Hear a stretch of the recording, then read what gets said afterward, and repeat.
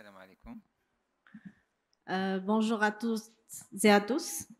Alors, on passe au dernier thème de la matinée qui traitera de la gestion précoce des complications cardio-rénales chez le diabétique type 2, présenté par le professeur Beniès Atef, chef de centre de cardiologie de l'hôpital militaire de Rabat, président du comité d'organisation des journées de cardiologie de l'hôpital militaire de Rabat, ancien chef du service des explorations cardiovasculaires non invasives de l'hôpital militaire de Rabat, ancien vice-président de la Société marocaine de cardiologie, ancien secrétaire général de la Société marocaine de cardiologie, ancien rédacteur en chef de la Revue marocaine de cardiologie et ancien chef de la filiale d'échocardiographie imagerie de la Société marocaine de cardiologie. Je tiens à remercier aussi les laboratoires AstraZeneca d'avoir sponsorisé ce thème et je cède la parole au professeur Bouniès. Merci. Merci beaucoup, Madame la Présidente. Alors, je remercie énormément mes amis de l'association de santé et de médecine de famille et particulièrement à mon cher ami, le docteur Fassal et docteur Touil et toute l'équipe qui organise ce très joli congrès dans ce très beau site. Donc avant de commencer, j'aimerais bien un petit peu provoquer mon ami Dr Amel Tchazi concernant son intervention. Je suis tout à fait d'accord sur ce qu'il a dit sur la comparaison IEC-ARA2 qui est très difficile à faire et d'ailleurs les recommandations, comme elle l'a dit à la fin de l'exposé, restent c'est-à-dire restent libres. Donc, il nous donne toujours la liberté de choisir entre l'IEC et l'ARA2. C'est vrai que c'est pas très tranché parce qu'il n'y a pas, et comme elle l'a dit, il n'y a pas suffisamment d'études qui ont comparé IEC et ARA2 face à face. Quelques-unes et une qui est très très grande en target qui est restée neutre. Et donc, concernant toutes les études qu'elle a bien montrées, déjà, c'est pas les mêmes patients, c'est pas la même époque, et donc les patients ne sont pas traités de la même manière, et donc c'est très difficile de comparer IEC et ARA2. Mais ce qui est vrai, c'est que à chaque fois qu'on est sur la prévention secondaire, on sera plus IEC, et si on est sur la prévention primaire, peut-être qu'on sera plus ARA2. Donc ça, c'est un petit peu mon point de vue, mais j'aimerais bien connaître aussi son point de vue. Yak Amel. Bien, donc sinon, je reviens à mon sujet qui est la gestion précoce des complications cardiovasculaires et rénales chez le diabétique. Et donc, je vais continuer un petit peu sur ce qui a été dit avant par Madame le docteur Amal Tchazi concernant ce terrain à haut risque cardiovasculaire. Alors, c'est un grand problème que nous vivons, donc cette prévalence du diabète dans notre population. Donc, depuis ce matin, tous les orateurs, Madame Hind Laïraqi, tout à l'heure Madame Amel Tchazi, donc ont insisté sur le fait il y a une prévalence très très forte et une forte incidence de la maladie diabétique dans notre pays.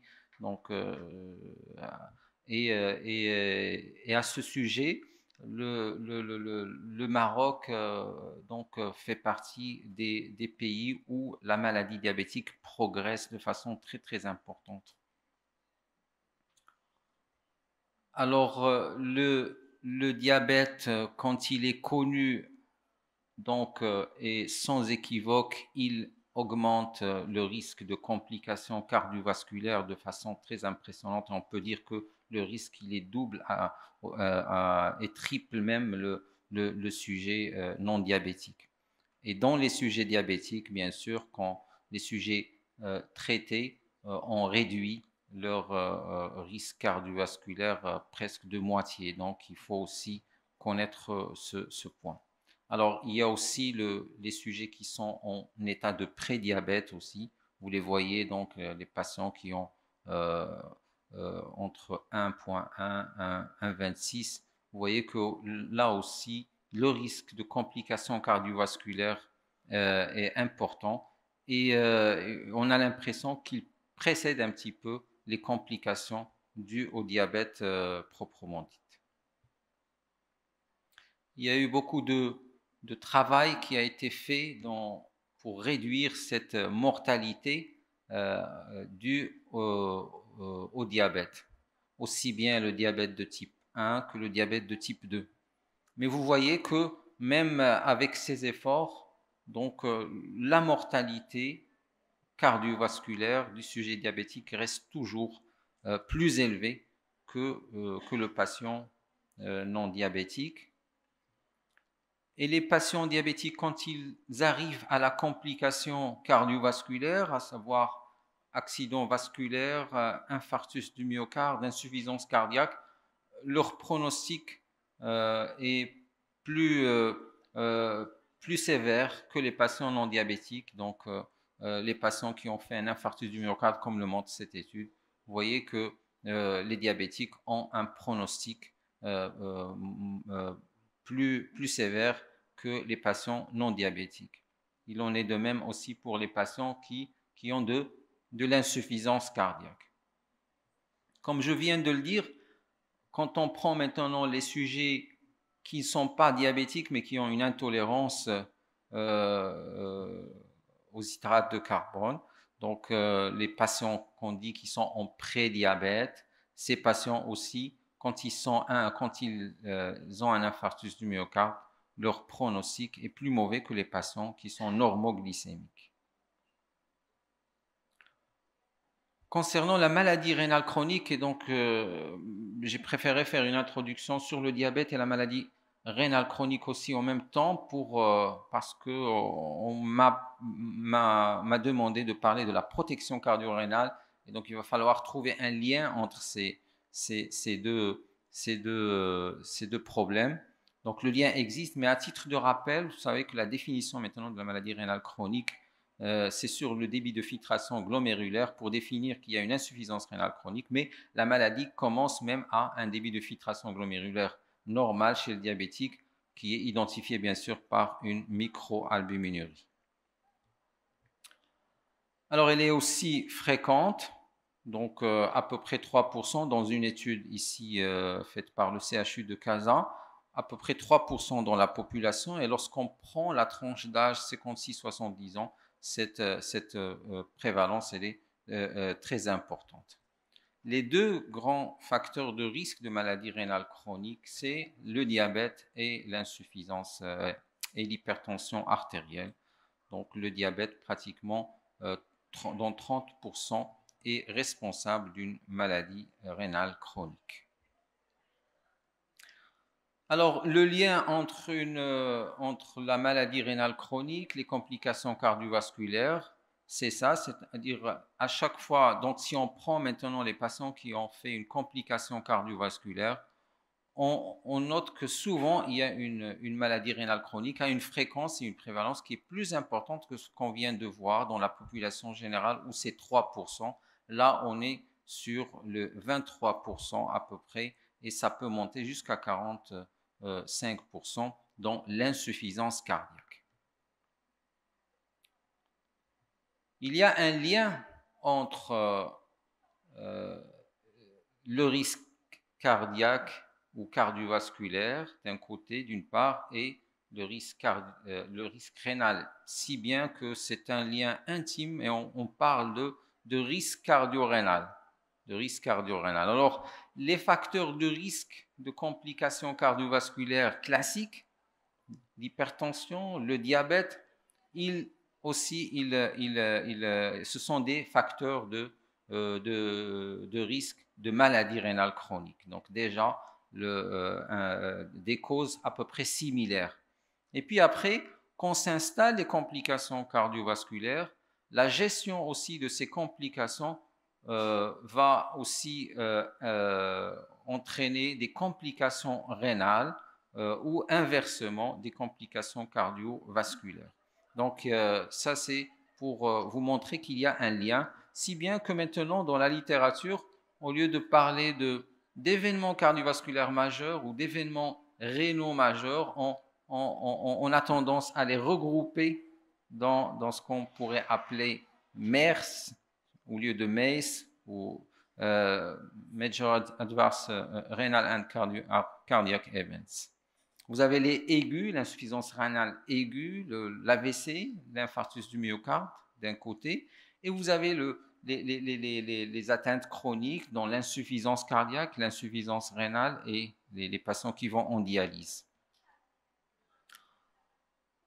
Alors, le diabétique dans tout ça, les diabétiques n'ont pas le même risque, ou s'ils ont un risque cardiovasculaire plus élevé que les patients non diabétiques, mais à des degrés différents. Et dans les recommandations les plus récentes de prise en charge, de prévention des maladies cardiovasculaires chez le diabétique, on nous recommande d'identifier trois types et 3 degrés de risque de complications cardiovasculaires. Vous avez les patients qui sont à faible risque, vous avez les jeunes diabétiques, vous venez de découvrir leur maladie diabétique et ils n'ont rien à côté. Donc ça, ce sont des patients à risque modéré. On ne va pas dire faible parce qu'ils ont toujours un degré de plus de complications de risque cardiovasculaire que les patients non diabétiques et les faibles risques. Et vous avez les patients à risque élevé, ce sont des patients qui ont un diabète plus ou moins ancien, plus de 10 ans, avec un facteur de risque. Et vous avez des patients qui sont dits à très haut risque, donc ce sont les patients qui ont déjà fait une complication cardiovasculaire. Ou bien des patients qui ont des stigmates d'atteinte d'organes cibles qui est essentiellement rénal, notamment une microalbuminurie, ou bien une insuffisance rénale avec un débit de filtration glomérulaire diminué, moins de 30,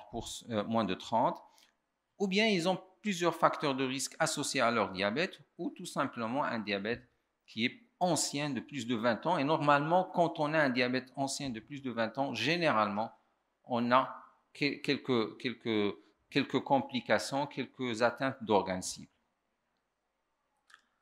Ça, c'est pour identifier un petit peu et séparer nos diabétiques. Alors, concernant la prise en charge de ces diabétiques, donc, nous, en cardiologie, on commence à s'intéresser aussi à ces antidiabétiques. Alors, il faut savoir que ces dernières années, la diabétologie et la prise en charge du diabète a été vraiment secouée ou bouleversée par l'arrivée de nouvelles classes thérapeutiques. Alors, ces nouvelles classes thérapeutiques, après des décennies où il n'y avait que la metformine, l'insuline et les sulfamides, et puis après, on reçoit en bloc 3 grandes classes intéressantes. Alors, il y a eu quelques classes avant dont le développement s'est heurté à des problèmes de sur-risque de complications cardiovasculaires. Et donc, finalement, les autorités sanitaires, qu'est-ce qu'ils ont demandé aux développeurs de nouveaux médicaments? Bon, tout simplement, ils leur ont demandé une sécurité cardiovasculaire des médicaments utilisés. C'est-à-dire que vous pouvez utiliser ce que vous voulez, mais il ne faut pas que ça augmente le risque de complications cardiovasculaires. Et donc, ils ont demandé à ces développeurs de ces médicaments de faire des essais thérapeutiques de non-infériorité par rapport au placebo concernant les complications cardiovasculaires. Alors, vous connaissez, il y a les inhibiteurs des SGLT2, les GLP1 analogues et les inhibiteurs des PP4, qui sont les 3 classes les plus récentes.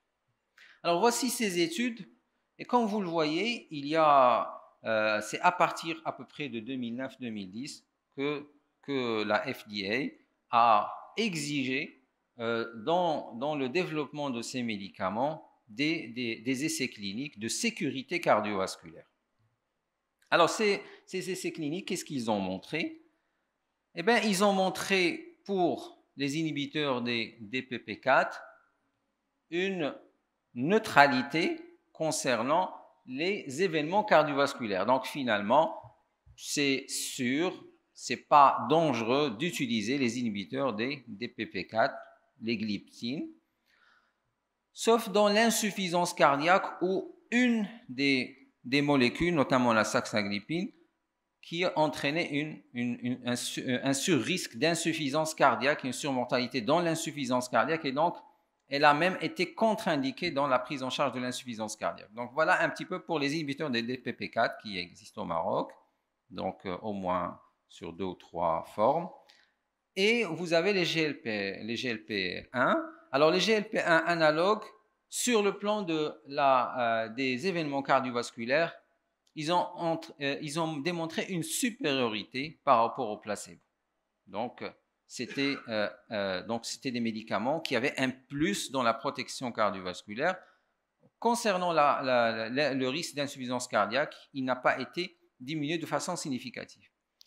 Les glyphlosines, les inhibiteurs de sérum glucose, donc les SGLT2, là, ils ont montré une supériorité par rapport au placebo concernant la protection en termes d'événements cardiovasculaires et de façon un petit peu inattendue, une réduction du risque de faire de l'insuffisance cardiaque.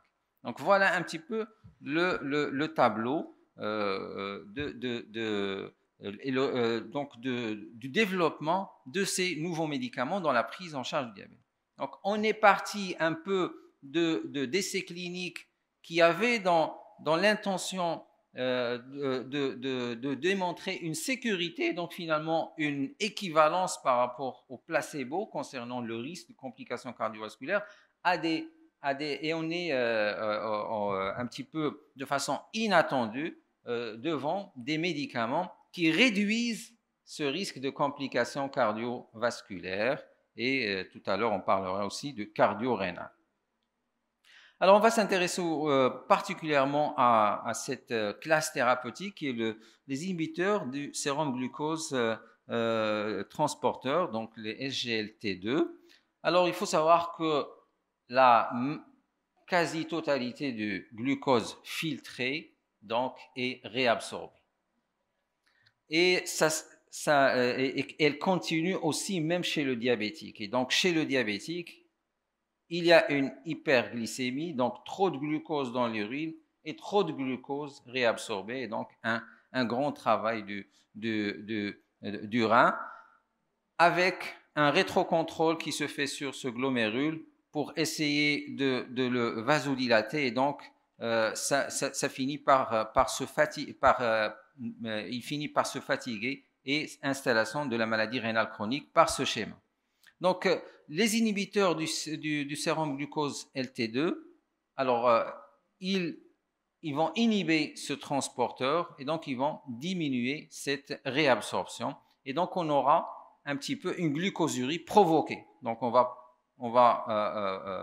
provoquer plus de glucosurie chez ces patients. Donc, on va avoir une quantité de glucose qui va partir dans les urines, donc une baisse calorique.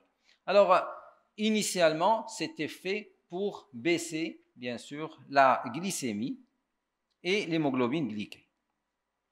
Alors, c'est un transporteur double du sodium et du glucose. Et on comprend que ça entraîne aussi bien une glucosurie avec une petite augmentation de la natriurèse.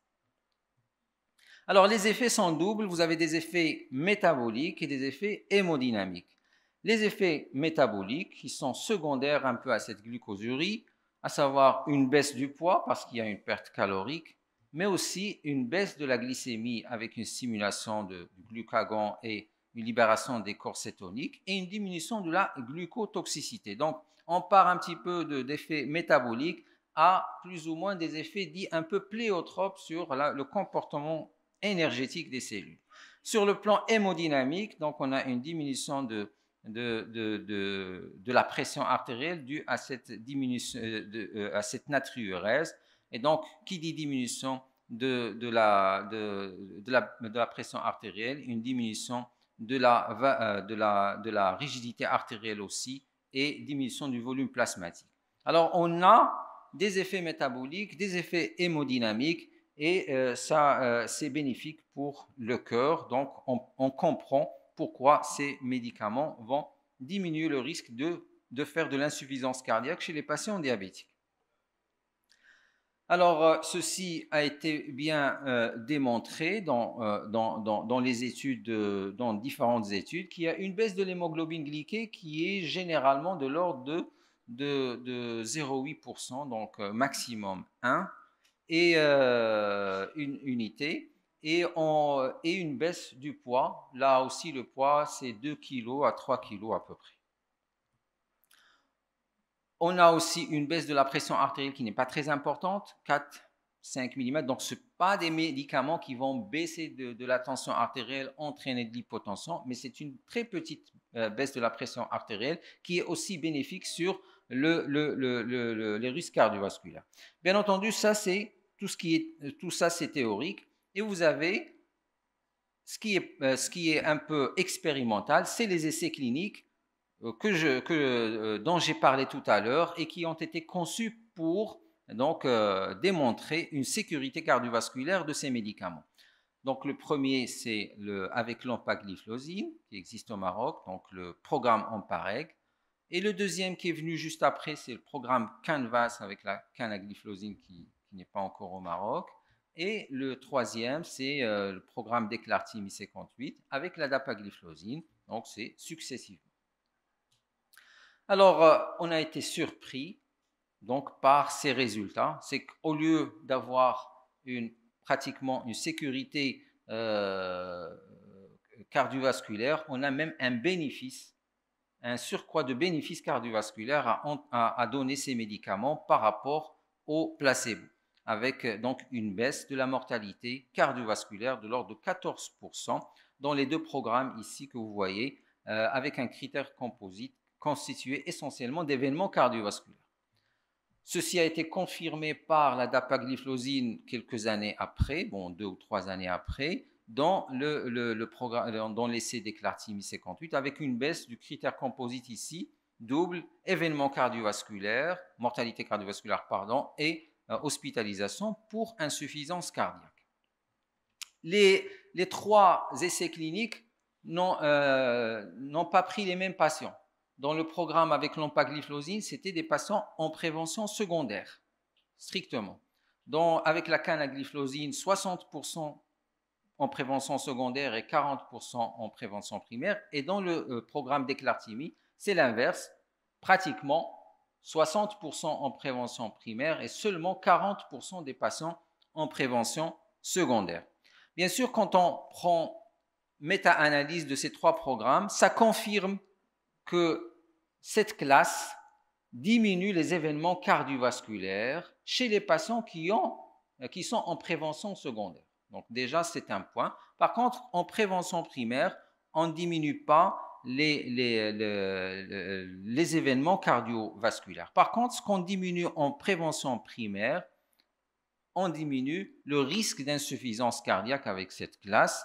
Alors, ce risque d'insuffisance cardiaque, quand on s'intéresse aux patients qui ont déjà un événement cardiovasculaire, moins de 24%, ou des patients qui ont en prévention primaire, là, on est sur moins 16%. Les patients qui ont déjà un antécédent d'insuffisance cardiaque, jusqu'à moins de 30%, donc il y a eu un problème d'incompatibilité entre les deux ordinateurs.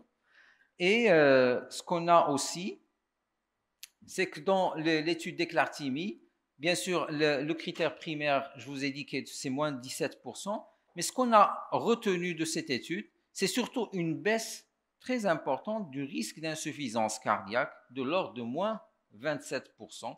Les patients ont fait moins d'insuffisance cardiaque.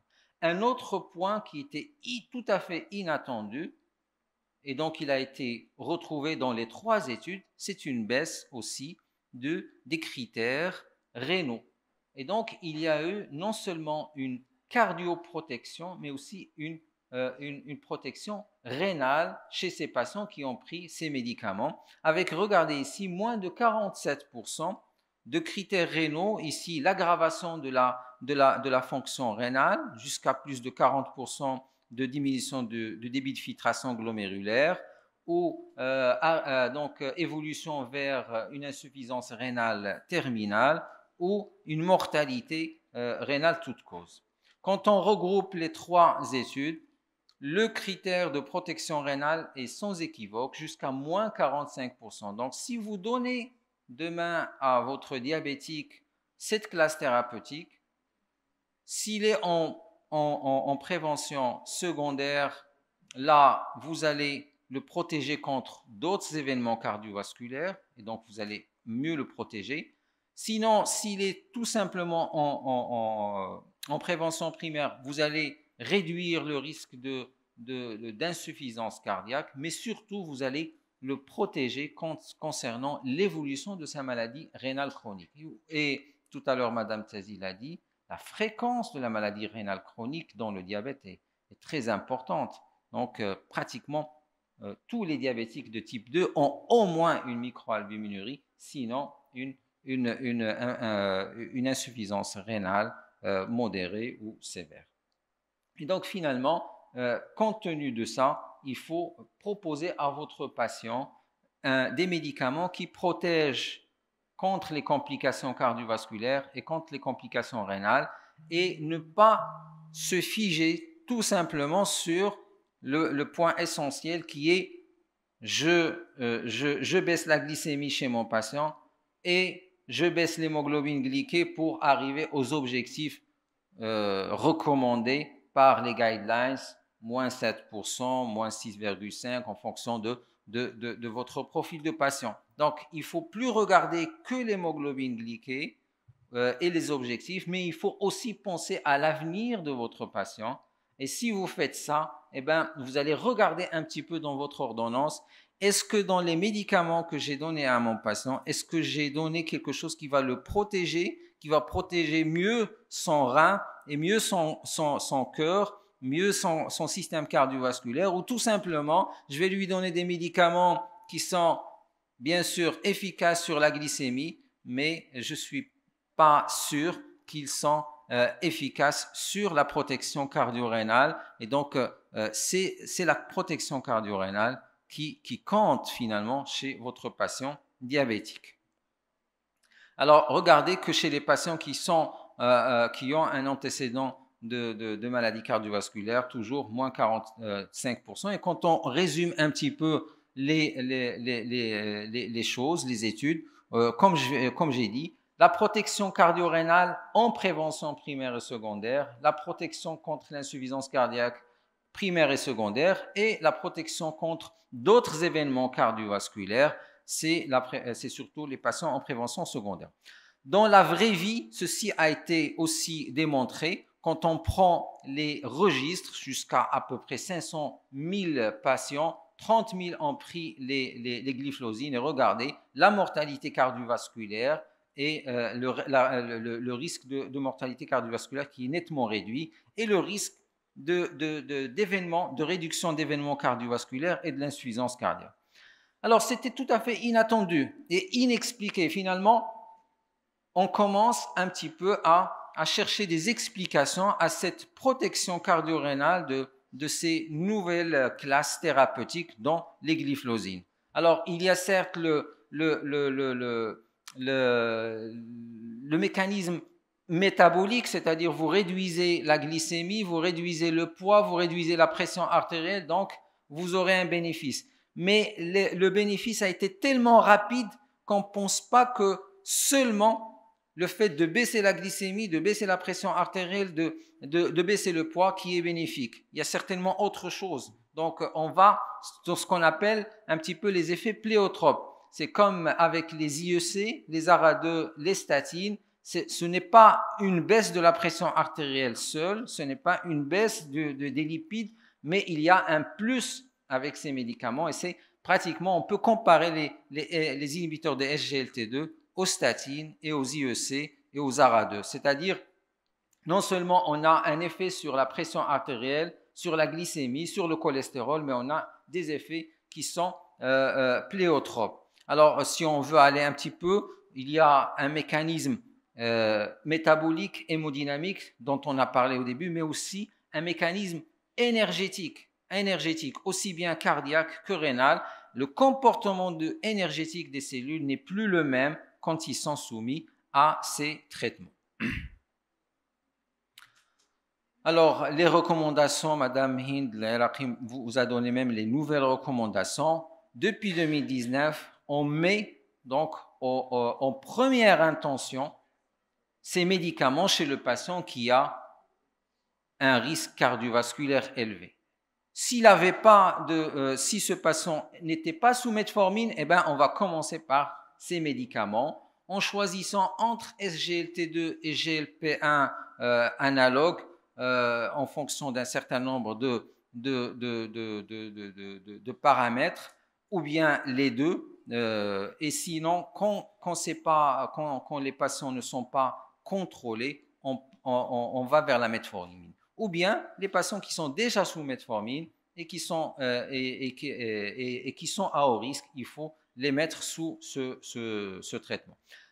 Sachez qu'il y a une réduction, une protection cardiovasculaire, mais aussi une protection rénale et une protection contre l'insuffisance cardiaque. Et donc finalement, je pense que les SGLT2 en termes de protection sont plus intéressantes. Et sur le plan prix, ils sont moins coûteux que les GLP1 qui restent quand même chers, mais remboursés pour les patients qui ont bien sûr la mutuelle. Voilà, c'est ce que j'ai dit. Alors, je passe rapidement. Donc, le choix, c'est surtout quand vous avez un risque d'insuffisance cardiaque. Donc, j'ai pas le temps de développer ce point-là. C'est pas le but de l'exposer, mais on peut revenir un autre jour pour vous dire un petit peu quels sont les patients diabétiques qui sont à risque de faire l'insuffisance cardiaque ou la maladie rénale chronique. Et ça, vous le voyez un petit peu dans les bilans que vous faites pour votre patient. Donc, c'est votre choix. Donc, en premier lieu, et vous pouvez un petit peu associer ces médicaments de façon simple aux différents médicaments. Donc, ce n'est pas des médicaments qui sont hypoglycémiques, donc ils ne donnent pas d'hypoglycémie.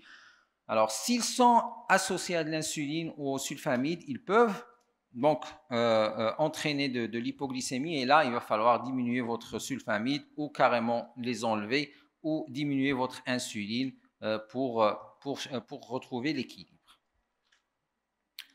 Alors, on est parti de médicaments qui réduisent le risque de complications cardiovasculaires et étonnamment, on est devant des médicaments qui réduisent le risque d'insuffisance cardiaque. Donc, c'était très tentant de prendre ces médicaments et d'essayer de les utiliser chez des patients qui sont insuffisants cardiaques avérés. Eh bien, le résultat, il est devant vous. C'était spectaculaire. C'est une révolution non seulement dans la diabétologie, mais aussi dans la cardiologie. Ce sont des médicaments qui profitent aussi à ces patients insuffisants cardiaques en termes de réduction de la mortalité cardiovasculaire, des hospitalisations pour l'insuffisance cardiaque.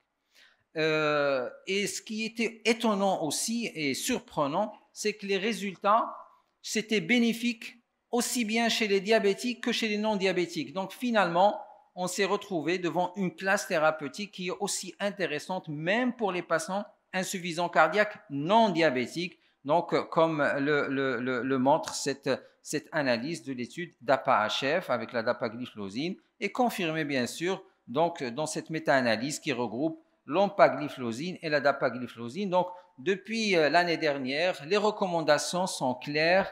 En classe 1A, les glyphlosines maintenant font partie du traitement de l'insuffisance cardiaque au même titre que les IEC, les bêta-bloquants, les anti-aldostérones et le reste du traitement.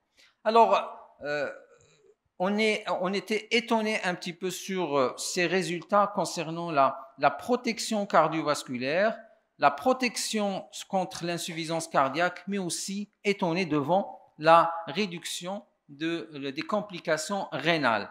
Donc, dans toutes ces études, que ce soit EMPA-REG, Outcome, EMPEROR, Canvas, toutes ces études, on a eu une réduction du risque de complications rénales que je vous ai montré tout à l'heure, qui est de l'ordre de 45%.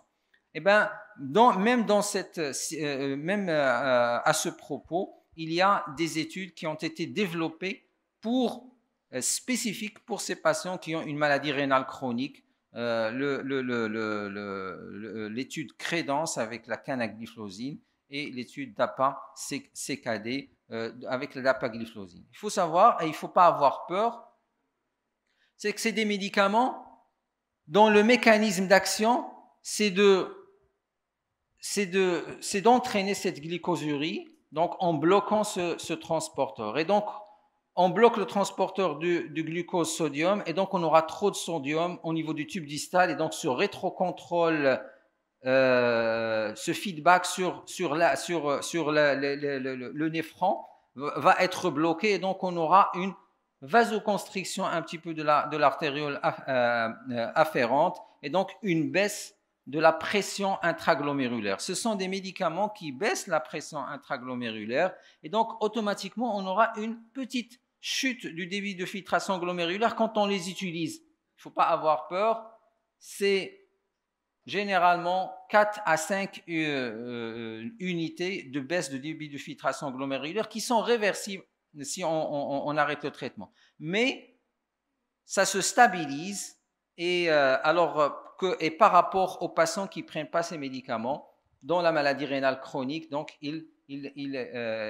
chutent leur débit de filtration glomérulaire, alors que les patients qui prennent ces médicaments, on a une stabilité de la fonction rénale, et donc on a une protection cardio-rénale, et ceci a été démontré avec les différentes classes thérapeutiques.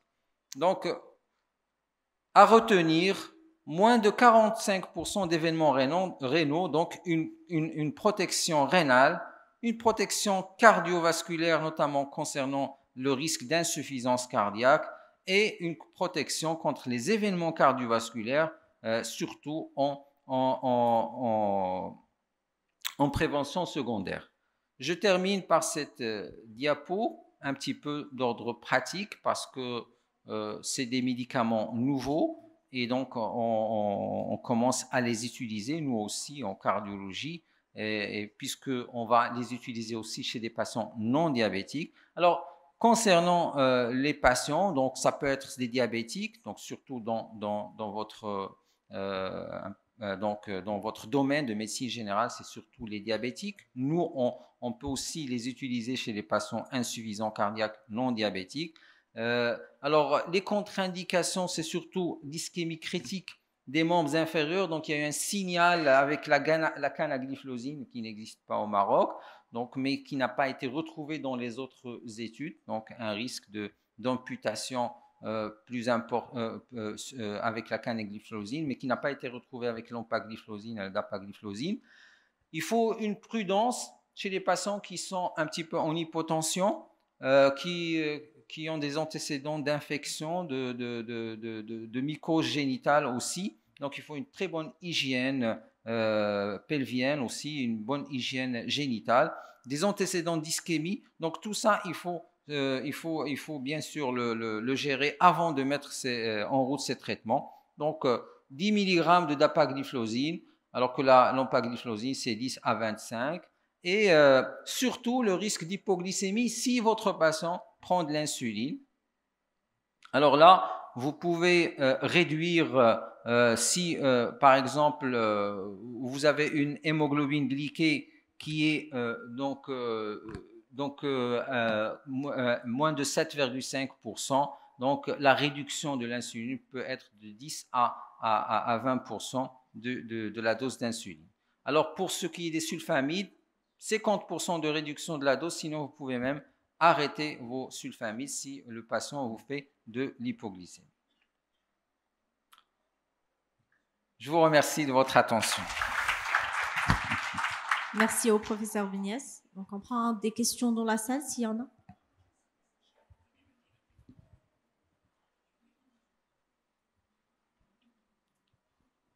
Merci, professeur.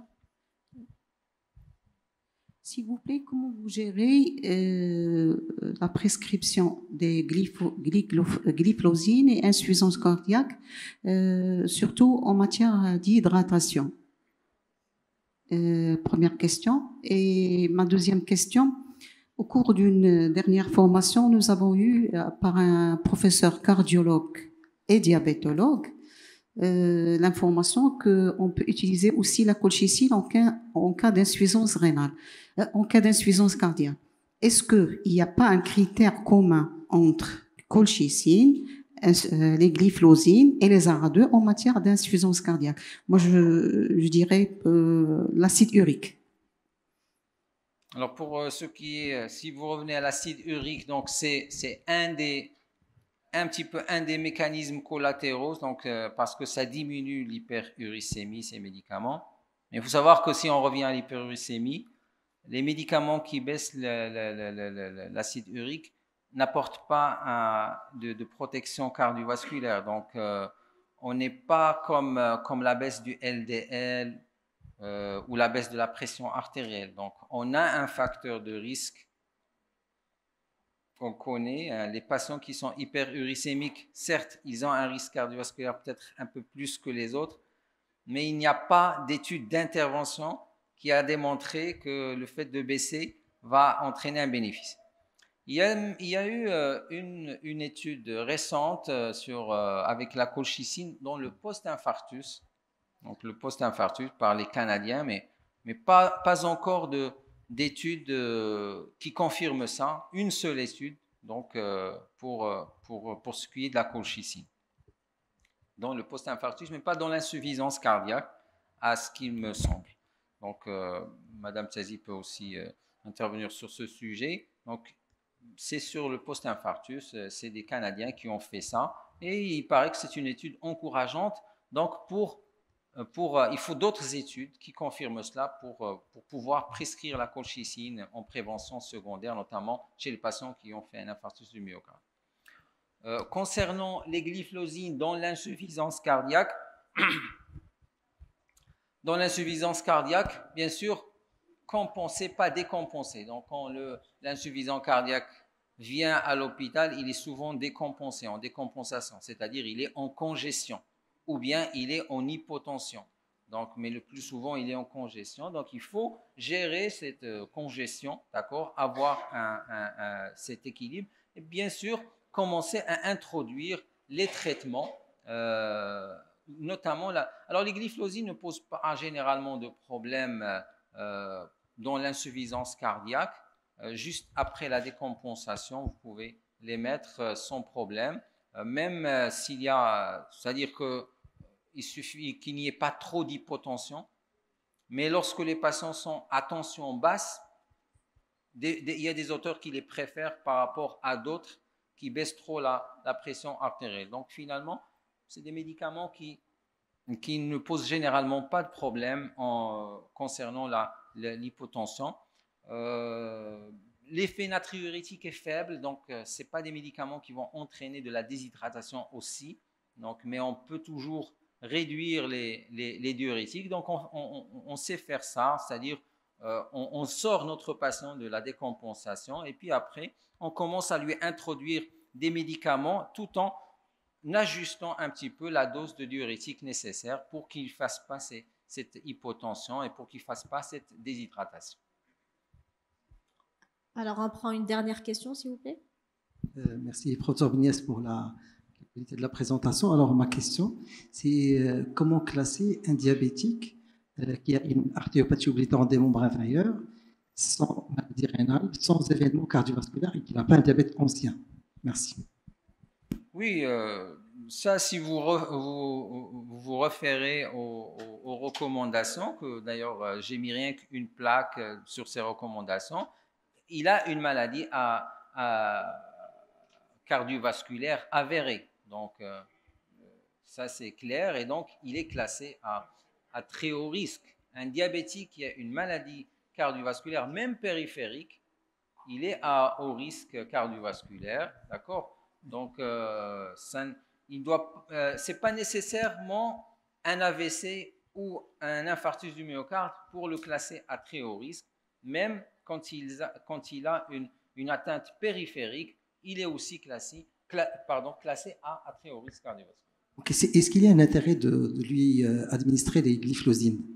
Alors qu'on a vu dans la plaque, les indications sont claires. Alors, il y a eu une alerte concernant ces programmes. il semblerait que, mais c'est surtout avec la canagliflozine qu'il y a eu une petite élévation donc, de risque d'amputation dans cette étude qui n'a pas été retrouvée dans les autres études. D'accord? Donc, si ça a été retrouvé aussi dans les autres études, oui, on va dire qu'il y a un risque. Et donc, il faut éviter cette classe chez les patients qui ont une artériopathie. Maintenant, ce qu'il faut faire, c'est qu'il faut être prudent. Si j'ai un patient qui a une artériopathie stable, hein, sans pied diabétique, sans problème, donc il peut recevoir ce traitement comme les autres. Par contre, si j'ai un patient qui a une ischémie critique, qui vient de faire un pied diabétique, qui vraiment là, ce qui est recommandé par les recommandations canadiennes que je vous ai montrées, il faut se donner un peu de temps pour mettre ces médicaments. Quand vous voulez donner un médicament dans le cadre d'une protection, c'est pas urgent, d'accord? C'est pas urgent. Hein, vous pouvez vous donner du temps lorsque vous êtes devant une situation qui vous empêche de mettre ces médicaments. Donc, la prudence voudrait, chez un patient qui a de l'ischémie critique, un pied diabétique, des choses comme ça, de le laisser un peu de temps, le temps de gérer cette complication, et puis après, penser à mettre ces médicaments sans problème. En tout cas, le signal d'augmentation du risque d'amputation n'a pas été retrouvé dans l'empagliflozine et la dapagliflozine qui sont au Maroc. C'est avec la canagliflozine qui n'existe pas chez nous pour le moment. Merci beaucoup, professeur Beniès, pour cette présentation fort intéressante. Sans oublier de remercier les laboratoires AstraZeneca d'avoir sponsorisé ce thème. Et j'invite l'audience à une pause café de 30 minutes avant de reprendre la session d'après.